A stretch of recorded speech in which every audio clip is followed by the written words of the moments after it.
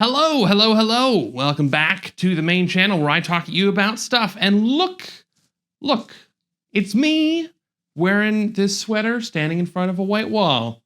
Much like, I did when I was first starting out. Nothing ever changes. I was all really terrified when I moved from New York. I was gonna be like, but I'll never find a white wall anywhere because there'll be like closet doors or windows or whatever. I'll never find a way to, well, I guess what I had before, yeah, for more verisimilitude, would have to go over into the corner. And the lighting, of course, is not set up for that at all. But it'd be like this. Hello, what's going on? Yeah. Going back to how things were when I just started out. That's very exciting. Okay, anyway, so I've continued to start treating this room. I'm going to show you, because, why not? Oh, come on, unlock. Oh, I tightened this too hard. Okay, give me a moment. Oh, jeez. Okay, there we go. There you go. Now you are loose. Whoa. Inappropriate, guys. Okay. Up here. Oh, geez. And now the monitor's moving around. Yeah. So now I've got these corner pieces, and I've got these wall pieces and stuff, and they are deadening a lot of the sound, which is great. What you can't see is that I have an external monitor thing because this camera does not have like a flip out screen, and the external monitor was just toppling over. So that's a thing. Why do I decide to do this like in the middle of shooting? I'm like, oh, well, I'll just unlock the camera and then try and put it back in place. So that it's a little low. It's fine. Anyway, so I'm just going to talk to you from over here. All right. What's going on? You like all that prolonged eye contact? Out of focus prolonged eye contact? That's a little bit better. It's still not quite right. Anyway. Whew. I'm expecting to have bookcases in here very, very soon. They should be arriving tomorrow, actually, at which point I will have to construct them. I'm not sure if they're going to go here, because I kind of like having this long space, but it occurs to me that I also they may just fit in that area between that wall, and then I would have kind of a full wall here where I could do kind of whatever. There's more space this way. It just because I feel like maybe sometimes I want to have a white wall for shooting stuff, and if I put up the bookcases here, then it means I got to record stuff over there. What am I talking about? Okay, hello. Yes, hi. How's it going? So I sat down to make a list of the things that I wanted to talk about in this video, and I was like, I don't know. I'm not having a great week, but the really exciting part of that is I'm prepared for bad weeks. This is a very weird feeling. It took it's been taking me forever to fall asleep. It's been taking me longer and longer every night, and so I've been pushing forward by like 2 hours every night. Last night it took me like 3 hours to fall asleep, and then I slept for like 9 hours, and then it took me like an hour and a half of just lying in bed going like, I don't want to be in the world right now. I don't want to be in the world. I just don't want to be out of the bed. It took me a very long time to get up. That's frustrating, right? You have downer days. The cool thing, though, this is exciting, is that I have these habits. I have these lifestyle patterns that do not rely on me having energy, right? I am meditating every day. I am taking my meds, which is that's good. My epilepsy meds. I'm not taking other sorts of meds, but my epilepsy meds and vitamin B12 supplements because I think I'm a little low on B12. I already have the food that I'm going to eat prepared, so it's I don't even it's easier to get out of bed because it's I don't even have to convince myself this is what you have to.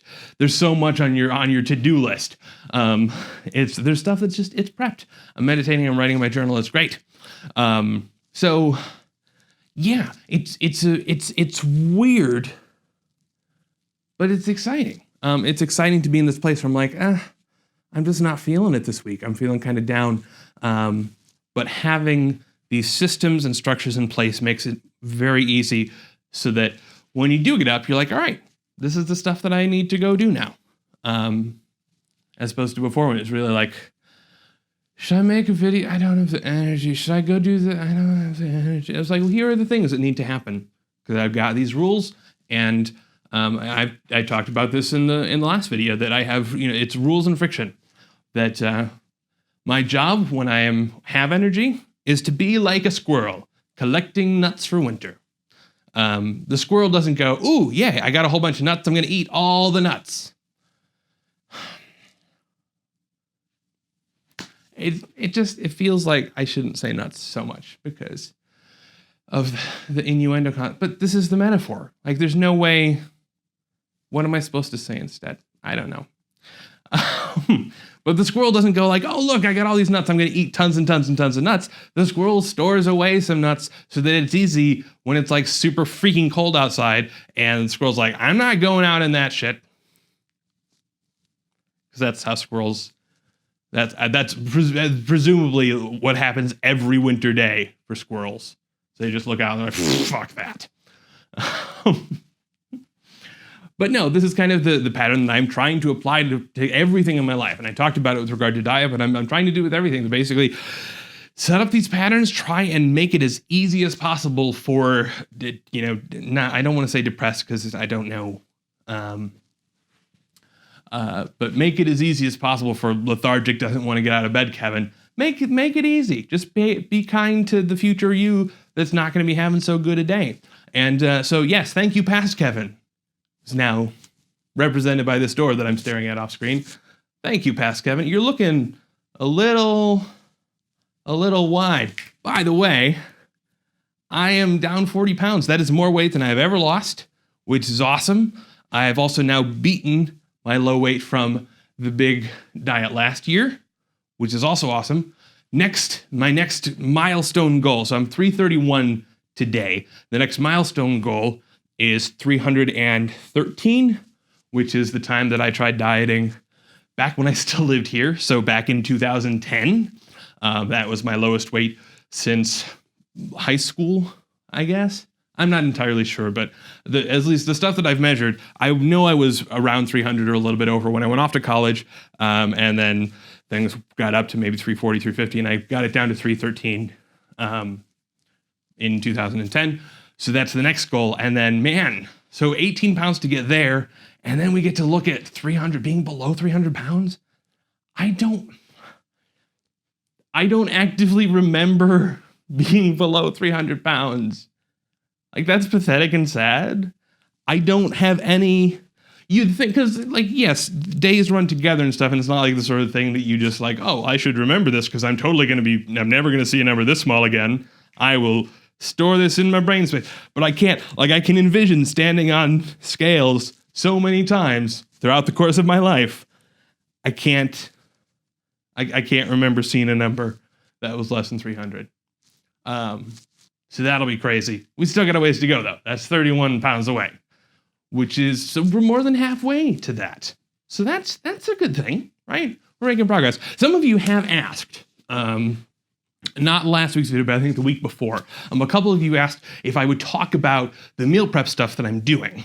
And I didn't respond. I thought about it, and I even started trying to make some videos, but I decided I really don't want to do this because I don't want people to mimic what I'm doing, because what I'm doing is not necessarily healthy. Of course, what any diet is doing is not necessarily healthy, because according to other diets, you're murdering your kidneys, or your nose is going to freeze and be dehydrated, or I don't know. Every diet disagrees, and every diet thinks that other diets murder you.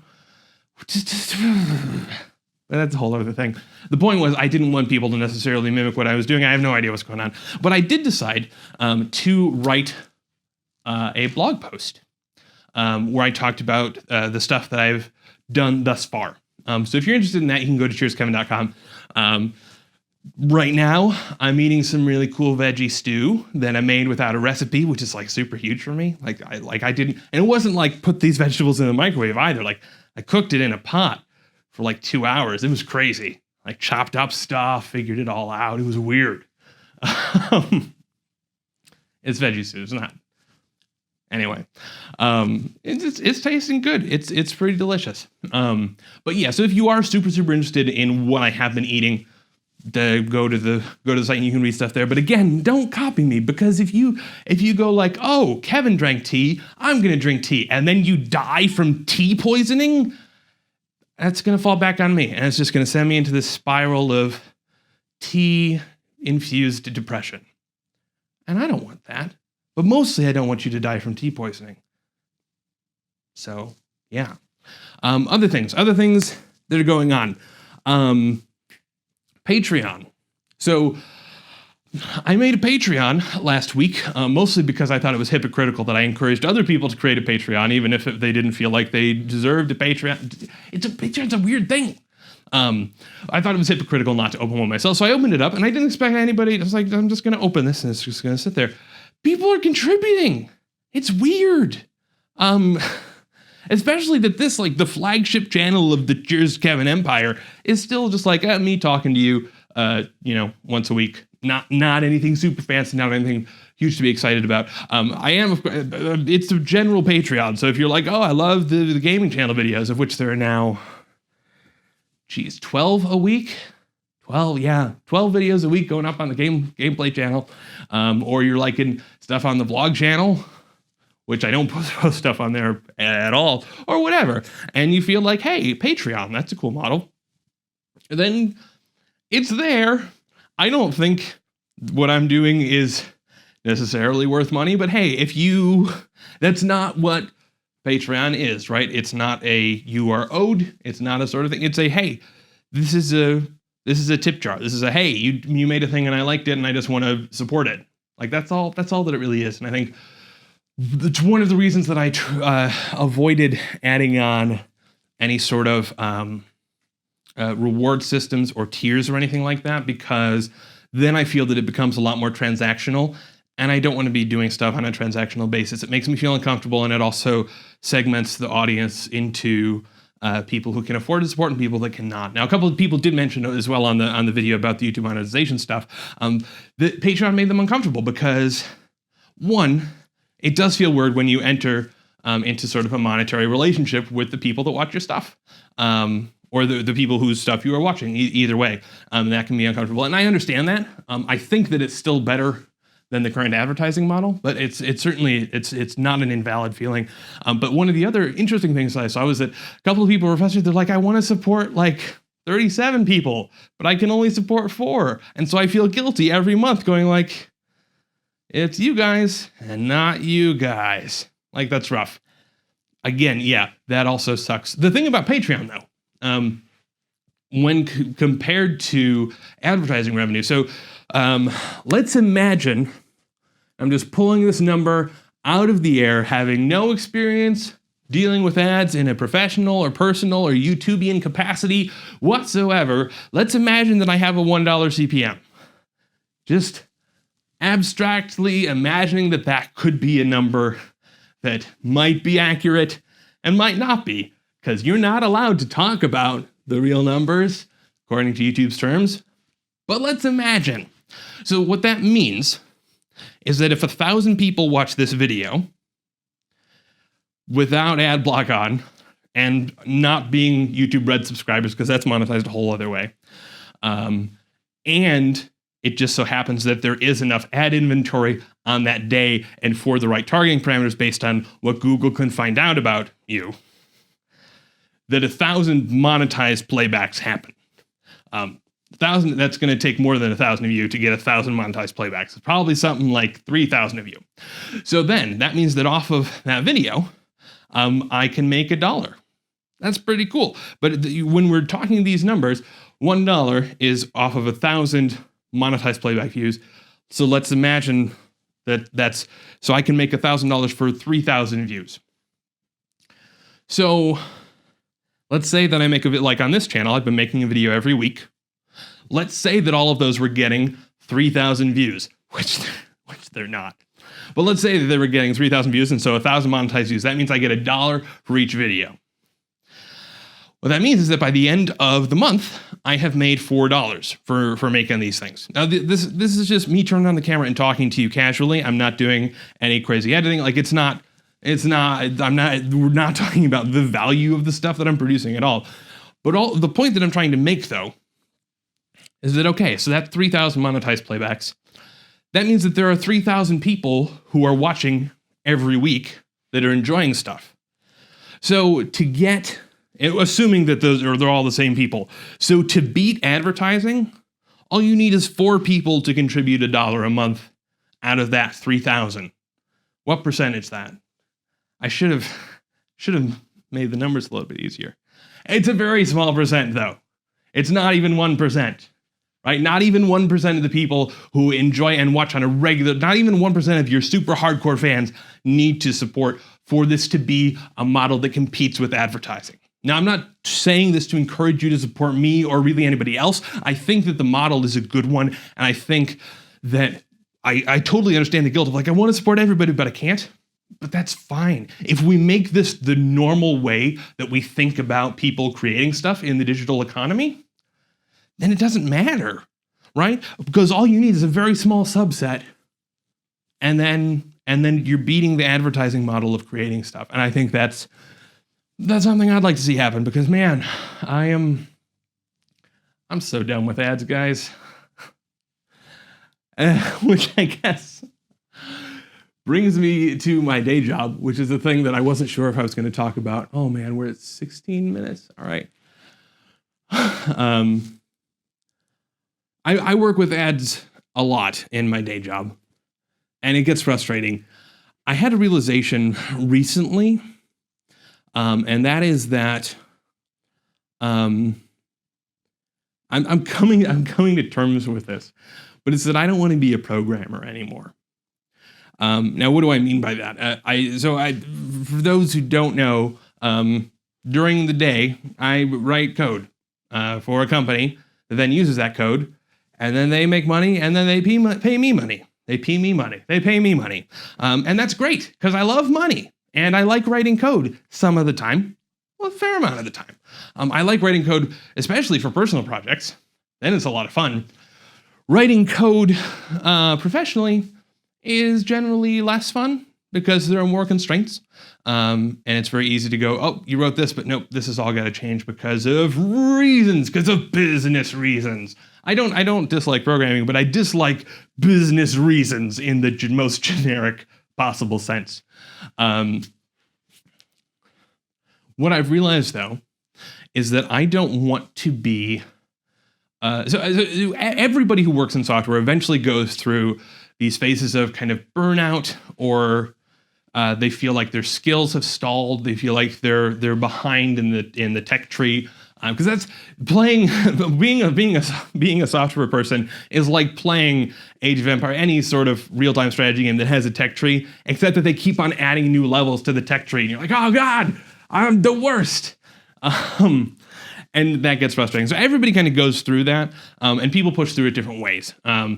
And so for a long time, I've been dealing with some of that to varying levels, and it's been frustrating. I've kind of put the blame on myself. I'm like, oh, it's just work. I gotta spend. I'm not spending enough of my 9-to-5 time doing cool coding things. That's how I'm supposed to get my energy up and get super excited about programming, is by spending time outside of work doing programming stuff, learning new skills, hyping myself up, and being excited about the field and the craft and the business.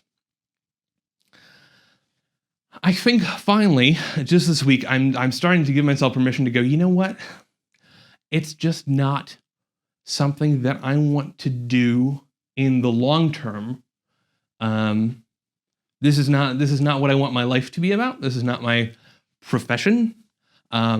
This will still be my job for I don't know how long. Certainly in the short to medium term, I'm not going anywhere. I'm going to keep my day job. I'm going to keep doing my stuff. But I'm trying to reframe and go like, you know what? My career, my passion, my whatever, which is a dumb... but my profession, I want to be this.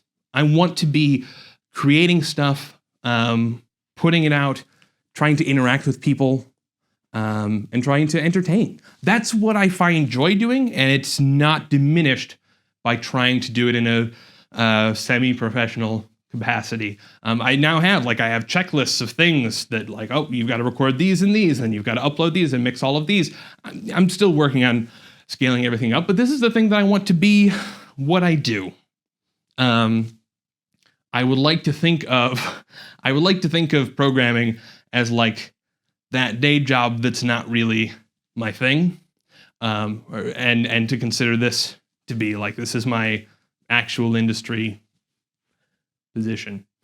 I don't know. But it's weird though, because I have a lot of friends in software, because you do, and there is sort of this attitude of, there may be times when you're not a super big fan of your job, but obviously programming is amazing. So either you deal with the job and then you get thrilled about programming elsewhere, or you switch jobs or whatever. I think it puts a lot of pressure on you to go, like, you're allowed to question your circumstances, but you're not allowed to question your passion for programming. And yeah, I'm starting to really question my passion for programming. But I'm starting to let myself be okay with that. Like, this is something I can always do for a paycheck, and that's fine. And I can be a 9-to-5er, and that is also fine. Because not because I just don't want to care about anything, but because there are other things that I care about more and that I enjoy and I want to make a bigger part of my life. So I don't know why I needed to tell you guys that, but I don't know. Part of that, I think, right now I'm in no way able to just go, oh, well, I'll just stop programming. And I don't want to stop programming entirely. I love tinkering with things. I will always be doing that sort of thing. But I would love to eventually, one day, whether it's, 10 years from now, move away from programming as my primary activity. And that's kind of a goal. Part of that is going to be trying to figure out what are things that I can do with the stuff that I'm making, whether that's gaming channel videos, whether that's podcast stuff, whether that's stuff here on the main channel. I have some ideas of stuff that I want to try, and it's going to take a while to spin those up. But if I can provide value such that things like Patreon or whatever are able to start supporting rent or whatever, then I will feel less trapped in nope, Kevin, you just got to keep developing your programming skills because you're trapped in this. It's very easy to feel just sort of this golden handcuff thing, which is an obnoxious thing because programming pays very well compared to a lot of other professions, and so it's obnoxious for me to be like, this isn't what I want to do. It doesn't make me super happy, because there are plenty of people who are struggling to get just any job, and so I understand that I'm very much coming at this from a super privileged position, and I apologize for that. But I want to try and improve the quality of stuff. I want to see if I want to continue to explore and figure out what are the things that I can do that provide the most value to internet people, by which I mean people. How can I do that? I think one of the big things that I need to make more time for is writing, scripting, because I've been doing so much stuff that's just off the cuff, which is great for some things. I like these videos a lot. But there's a limit to how cool a video you can make when you're not scripting or planning anything. There's a pretty low ceiling on that. So, yeah, I'm going to spend some more time like writing scripts, maybe writing short stories, maybe just generally writing and trying to improve on that a fair bit. Anyway, I've rambled on now for 24 minutes. Okay. That's not as bad as I thought it was, but okay. Yeah, let me know what your thoughts are. What is it that you do as your I should also apologize. I know that this always feels awkward at the end of videos. For me to just be like, tell me your thoughts, or like, let me just give you a writing prompt. Now go write a comment, you minion. It's obnoxious, but what I have discovered though is that if I don't, then a lot of times people don't interact, and I feel like there's a lot, at least I enjoy interacting with you. And so that's the reason for these stilted like end of the video, and I'm like, oh shoot, ask them to say something, ask them to contribute to the conversation. It's like when you're having a conversation with a friend and they're being like super quiet, like and you're like, okay, that's shoot, open-ended something. What do you think? So yes, I apologize for that. But let me know, what is your day job, if you have a day job, and what is your kind of profession? Are they the same? Are they different? And I think that hobbies are even like a third category. what are your feelings on that? Like, are they how do you manage them? I've been working as a programmer for 7 years, 8 years, something like that. So this isn't like a new, like, oh, I got into the industry and feel that it's not for me. This is kind of planning to at some point make a change, or at least for the time being, be comfortable saying it's not just the current circumstances. This just isn't. I don't want to be 60 and still be coding. Like, and I'm gonna be comfortable with. I'm gonna be comfortable having that feeling. So I don't know, but I'd be interested to see like how you manage your life, because it's, I don't know, it's the only interesting thing, your life, right? I mean, in other people's lives. Aside from that, is why. Yeah, that's the only cool thing. All right. There'll also be a video up on the vlog channel. It'll be a long video where I go through what I'm currently doing with some of the editing stuff. If you're interested, you feel free to go over there. That'll be up on Friday. And then, yeah, as always, tons of stuff on the gaming channel. So much stuff on the gaming channel. CheersKevin.com with the post on the foods. And yeah, there's the Patreon. Please, like, don't. This is if you have disposable this is like if you are the type of person that's like, I have some money here in my hand, I'm going to put it in a random tip jar in a place that I go. Like, that's all. Like, it don't. Anyway, I'm just making it weird. Alrighty. Anyway, have a good one. Cheers.